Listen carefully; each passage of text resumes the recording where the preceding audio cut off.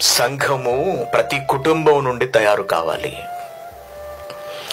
ఇంట నుండే సంఘం సిద్ధపడాలి. ఇంట్లో నుండే.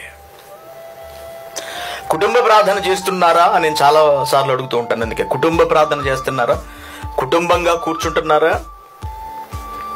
కుటుంబంగా కూర్చుని బైబిల్ చదువుతున్నారా? బిడ్డల చేత బైబిల్ చదివిస్తున్నారా? యజమానుడా అనగా పురుషుడా ఏం చేస్తున్నావు? నీ కుటుంబాన్ని కూర్చోబెట్టి బైబిల్ చదివించగలిగే సామర్థ్యం నీ దగ్గర ఉన్నదా? లేకపోతే కేవలం ధన సంపాదన పేరుతో మాత్రమే అర్ధరాత్రులు ఇంటికి వస్తున్నావా?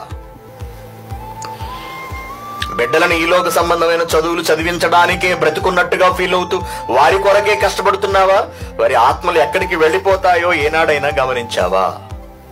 ఉద్యోగం పురుష లక్షణం, బిడ్డలను దేవుల్లో పెంచడం తండ్రి లక్షణం. అది జరిగిస్తున్నారా?